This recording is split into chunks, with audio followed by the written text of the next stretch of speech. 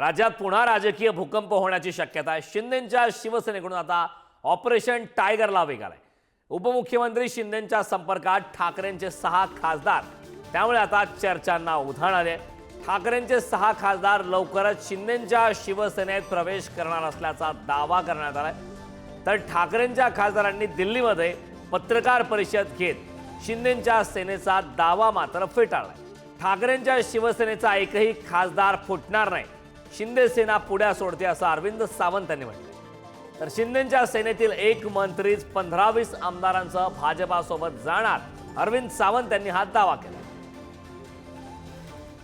माझ्यावर अजिबात टीका होत नाही। मी ज्या दिवशी सांगितलं होतं त्या दुसऱ्या दिवशी रत्नागिरीमध्ये तो कार्यक्रम करून दाखवलेला होता आणि आजही या मुद्द्यावर मी ठाम आहे। मी 90 दिवसामध्ये हे प्रवेश होणार होते असं सांगितलेलं होतं। दुसऱ्या दिवशी किंवा 24 तासामध्ये प्रवेश होणार असं सांगितलं नव्हतं। कदाचित आपला गैरसमज असेल। मी असं म्हटलं होतं की येत्या 90 दिवसामध्ये 10 ते 12 माजी आमदार UBT आणि महाविकास आघाडीचे हे माननीय एकनाथ शिंदे साहेबांचं नेतृत्व स्वीकारणार आहेत आणि त्याच्यावर आजही मी ठाम आहे। शिंदे साहेबांचं ऑपरेशन ते फेल होत नसतं, ते डायरेक्ट पोस्टमॉर्टम करतात, हे आपण अनुभवलेलं आहे। वेट अँड वॉचची भूमिका घ्या, योग्य वेळी योग्य सगळ्या गोष्टी आपल्याला पाहायला मिळतील। शिवसेना भाजपा ही बाळासाहेब ठाकरेंनी केलेली युती आणि तीच युती एकनाथ शिंदे साहेब आणि फडणवीस जपत आहेत। खरं तर अपेंडिक्स या राऊताला आणि त्याच्या सहकार्याला झालेला आहे।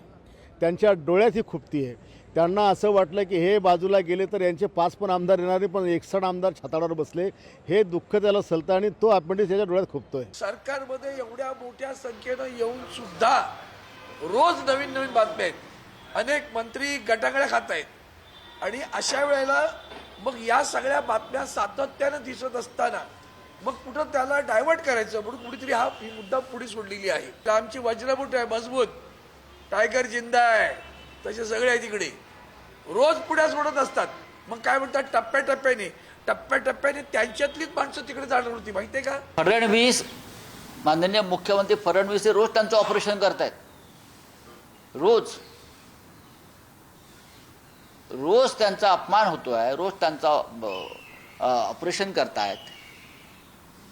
हा जो आहे शिंदे गट, हा भारतीय जनता पक्षाच्या पोटात उगवलेला अपेंडिक्स आहे।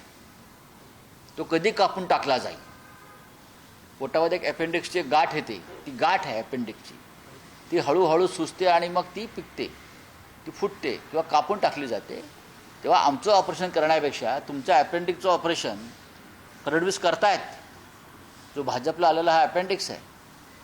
संजय राऊत बांडगुळाची भूमिका करतायत काँग्रेसच्या झाडावरती। आज पाहिलं की राहुल गांधी पत्रकार परिषद दुपारी 12:30 वाजता घेणार आहेत, याची माहिती पत्रकारांना संजय राऊत देत होते। किती वाईट अवस्था झालेली आहे। शिपायाचं कामसुद्धा संजय राऊत यांना करावं लागतंय।